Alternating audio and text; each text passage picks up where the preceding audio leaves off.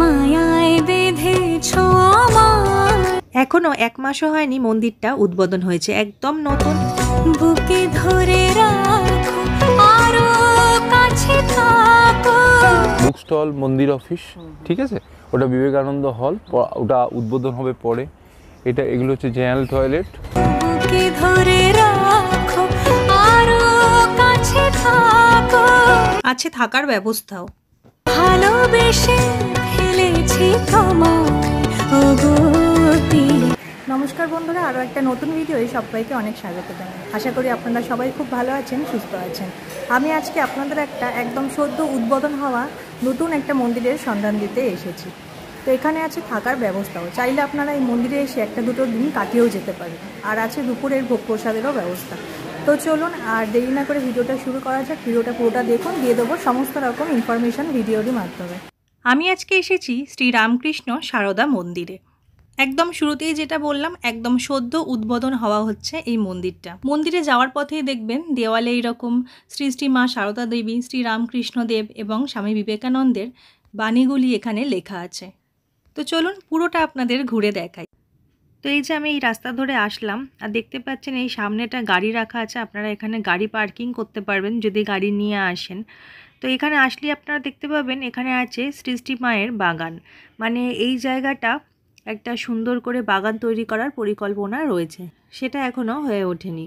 তো এই গেটটার পাশেই দেখতে পাবেন মন্দিরের মেন গেট রয়েছে, ওই যে দেখুন, এই হচ্ছে মন্দিরের মেন গেট, শ্রীরামকৃষ্ণ সারদা মন্দির। এখানেই ঠিকানা এবং মন্দির দর্শনের সময় সমস্তটা লেখা আছে। মেন গেট থেকে, এই যে আমি মেন গেট থেকে ভিতরের দিকে এসে দাঁড়িয়ে আছি, কি সুন্দর করে সাজানো দেখুন চারিদিকটা, কি সুন্দরভাবে স্ট্যান্ড করে টবে করে গাছ রাখা, মানে ভীষণ অর্গানাইজড ব্যাপারটা, খুব সুন্দর করে চারধারটা সাজানো গাছপালা দিয়ে। আবার দেখুন এখানে ভিতর দিকটা করে দোলনাও লাগানো আছে। যদি সঙ্গে বাচ্চারা থাকে তারা আসলে কিন্তু ভীষণ খুশি হবে। প্রথমত এত সুন্দর একটা পরিবেশের মধ্যে মন্দিরটা গড়ে উঠেছে, এত বড় খোলামেলা জায়গা, তার মধ্যে যদি এরকম ছোট্ট একটা পার্কের মতন ওরা পেয়ে যায়, মানে এরকম এই যে দোলনা আছে যেটা দেখালাম আর কি, তাহলে বাচ্চারা তো মানে কি বলবো, খুবই খুশি হয় এ ধরনের জায়গা পেলে, একদম হেসে খেলে ছুটে বেড়াতে পারে। মেন গেট থেকে ঢুকে সোজাসুজি দেখতে পাচ্ছেন একটা বুক স্টল আছে, একদম সোজাসুজি। তো চলুন সেখানে যাই। এই যে এখানে নানান ধরনের বইও আছে। এখানে ওপরে আমাদের টেবিলের উপর যেগুলো ডিসপ্লে করা আছে আপাতত আমরা নিয়ে এসেছি, বুক আছে, সমস্ত মঠ মিশনের যে সমস্ত বই আছে, আগামী দিনে আরও আমাদের সমস্ত চিন্তাভাবনা আছে। তো এখানে বুক স্টল আর অফিস একই সঙ্গে। এই যে তার পাশে দেখছেন চেয়ারটা রাখা আছে, মানে অফিসিয়াল কোনো রকম কোনো জিজ্ঞাসাবাদ থাকলে তো এখানে এসে আপনারা জিজ্ঞেস করতে পারেন, মানে এটা বুক স্টল কাম অফিস বলতে পারেন। তো যাই হোক, তার পাশেই রয়েছে একটা হল, বিবেকানন্দ হল। এটা এখনও উদ্বোধন হয়নি, এটা এখনও ফাঁকাই আছে পুরো। তো এটা বিবেকানন্দ হল অ্যান্ড ফটো গ্যালারি হবে আর কি, যেটার ওপেনিং হতে এখনও প্রায় 2 মাস বাকি আছে। তো এই তো ছিল বুক স্টল কাম অফিস যেটা দেখালাম। তারপর এই যে এই রাস্তা ধরে সোজা গেলে দেখতে পাচ্ছেন দূরে মন্দির দেখা যাচ্ছে, মেন মন্দির। তো এই যে ছিল বুক স্টল কাম অফিস, তার একটু অপোজিটেই দেখতে পাবেন আপনারা টয়লেট আছে। এটা জেনারেল টয়লেট। আর পুরো বাগান তো সবসময় ফুলে ভর্তি থাকে, শীতকালে সাংঘাতিক ফুল হয়, নিত্য ঠাকুরের সেবার ফুল এখান থেকে পাওয়া যাচ্ছে, কোনো অসুবিধা নেই। টয়লেটের পাশেই দেখুন গাছপালা রয়েছে, তার পাশে নীল আর সাদা রঙের দেখা যাচ্ছে ঘর, সেখানে হচ্ছে থাকার ব্যবস্থা। তো চলুন ভিতরে গিয়ে আপনাদের ঘরগুলো একটু দেখিয়ে আনি। রুমটাও বেশ ভালো, বড়সড়, পরিষ্কার পরিচ্ছন্ন, পাখাও আছে, মানে পাখা আলো সবের ব্যবস্থাও আছে। চাইলে আপনারা এখানে এসে একদিন থাকতেও পারেন, কিন্তু এই মুহূর্তেই সেটা হবে না। এই থাকার ব্যবস্থাটা ওনারা পুরোপুরি চালু করবেন 3 মাস পর থেকে। এখনও একটু কাজ চলছে, তারপর আপনারা এখানে এসে চাইলে থাকতেও পারবেন। এটা হচ্ছে আপনার পার্মানেন্ট একটা প্ল্যাটফর্ম, যেখানে আগামী দিনে বড় প্রোগ্রাম যেগুলো হবে, বাৎসরিক প্রোগ্রাম, বড় প্রোগ্রাম, সেগুলো এবারই যেমন হয়েছিল, মূল মঞ্চটা ওই সাইডে হয়েছিল, আর দর্শকরা এখানে ছিলেন, সমস্ত শ্রোতারা, দর্শকরা, খুব ভালো ভালো প্রোগ্রাম। মানে 56-57 জন মহারাজ এসেছিলেন, সারেগামা খ্যাত সৌম্য সেও এসেছিল, সেখানে গান গাইল। একটা মানে কি বলবো, এই ভাব পরিবেশে একটা সুন্দর অনুষ্ঠান সকাল থেকে চললো। তো দেখতেই পাচ্ছেন কতটা বড় জায়গা নিয়ে এই শ্রী রামকৃষ্ণ সারদা মন্দির। খুব ভালো লাগছে এসে, আপনারাও আসবেন, খুব ভালো লাগবে। তো চলুন এবার মেন মন্দিরের ভিতরে প্রবেশ করি আর আপনাদের পুরোটা ঘুরে দেখাই। আর ভিতরে ঢুকেই দেখতে পাবেন নাট মন্দির চত্বরের উপরে পুরো দেয়াল জুড়ে বেশ ছোট ছোট ছোট ছোট ফটো বাঁধিয়ে লাগানো, ভগবানদের ছবি, মনীষীদের ছবি। তো যাই হোক, পুরো নাট মন্দির চত্বর জুড়েই এরমভাবে লাগানো রয়েছে। এই যে দেখুন, এই নাট মন্দির চত্বরে এসে যদি বসে থাকেন না, মনটা একদম শান্ত হয়ে যাবে। এমনিতে তো এত সুন্দর পরিবেশ আপনাদের দেখালামই, চারদিকটা গাছপালা দিয়ে কত সুন্দর করে সাজানো হয়েছে, পরিষ্কার পরিচ্ছন্ন। এরকম একটা পরিবেশে একদম নাট মন্দির চত্বরে এক মনে বসে থাকতে যে কি ভালো লাগবে, কি শান্তি অনুভব করবেন, মানে খুবই ভালো লাগবে। আপনারা একবার এসে ঘুরে যান, দেখবেন খুব ভালো লাগবে আপনাদের। আর এখানে কিন্তু দুপুরের ভোগ প্রসাদের ব্যবস্থাও রয়েছে।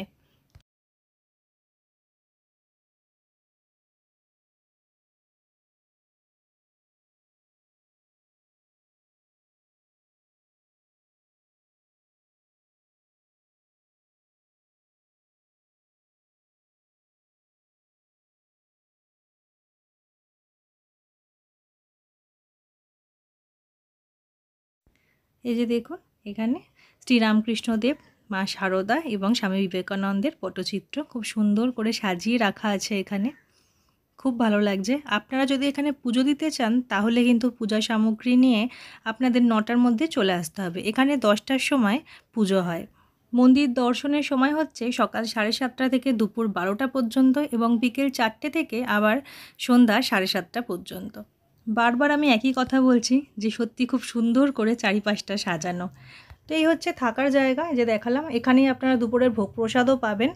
তার পাশে এই যে মেন মন্দির, পুরো জায়গাটা আর কি আপনাদের এক ঝলক দেখাচ্ছি। দেখুন কত সুন্দর। এই যে দেখুন, খুব সুন্দর, সত্যি খুব ভালো লাগবে আপনাদের আসলে। নমস্কার, জয় শ্রী রামকৃষ্ণ। 7 জুলাই 2024-এ মন্দিরটি ওপেনিং হয়েছে। ওপেনিং করলেন পূজনীয় শ্রীমৎ স্বামী বলভদ্রানন্দজি মহারাজ সহ সাধারণ সম্পাদক রামকৃষ্ণ মঠ এবং মিশন বেলুড় মঠ। তো এখন মন্দির সর্বসাধারণের জন্য খোলা হয়ে গেছে। প্রচুর ভক্ত আসছেন, অনেকে দর্শন করে চলে যাচ্ছেন, অনেকে সন্ধ্যা আরতির সময় এসে সন্ধ্যা আরতি অ্যাটেন্ড করছেন। তারপর সন্ধ্যা আরতির পরে আমাদের এখানে কথামৃত পাঠ হয়, সেই কথামৃত পাঠ শুনছেন।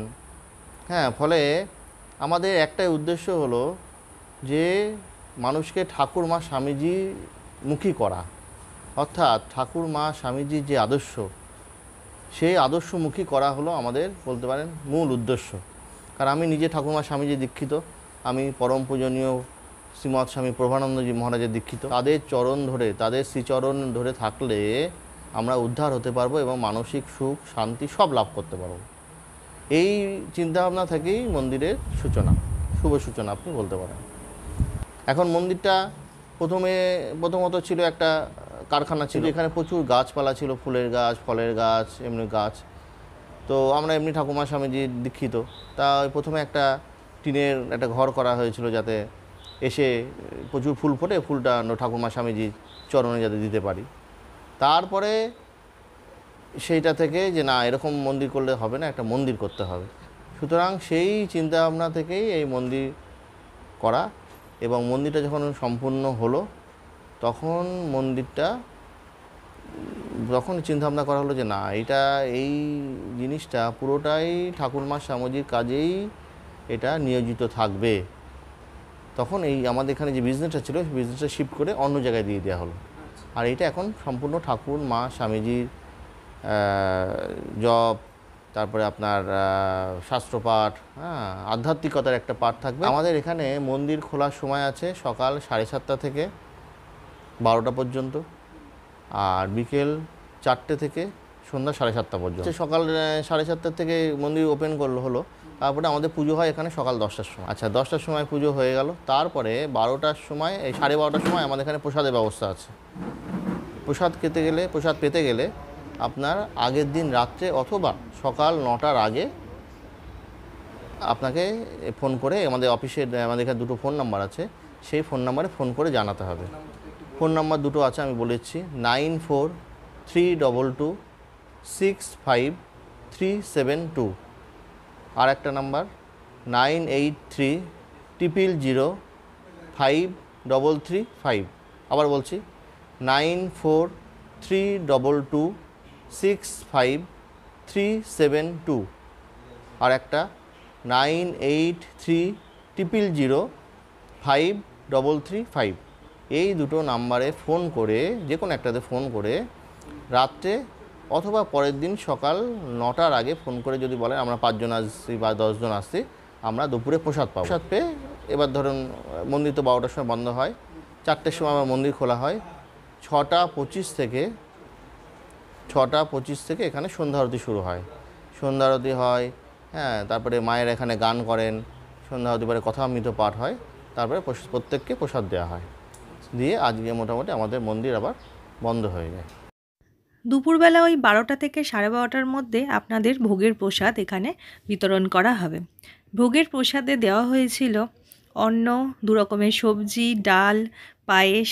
ভোগের প্রসাদের কোনো নির্ধারিত মূল্য নেই, আপনাদের যা মন চায় আপনারা দিতে পারেন। চলুন এবার জানিয়ে দিই আপনারা এই মন্দিরে কিভাবে আসবেন।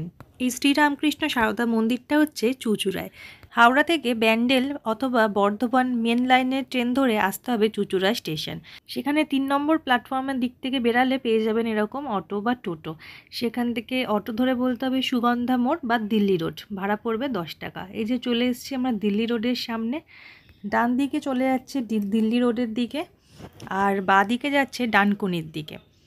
তো বাঁদিকে একটুখানি হেঁটে এসে দেখতে পাবেন টোটো দাঁড়িয়ে আছে, আপনারা পায়ে হেঁটেও যেতে পারেন। তো যাই হোক 1 কিলোমিটারের মতন রাস্তা। তো টোটো ধরলেও আপনাদের নামিয়ে দেবে মন্দিরের একদম সামনে। এই যে রাস্তা ধরে এসে একদম এখানে আপনাদের নামিয়ে দেবে। এই টোটোতেও ভাড়া পড়বে মাথা পিছু 10 টাকা করে।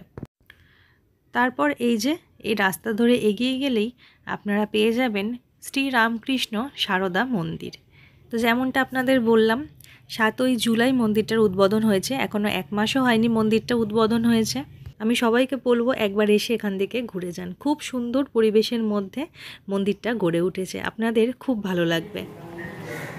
তো এই ছিল আজকের ভিডিও।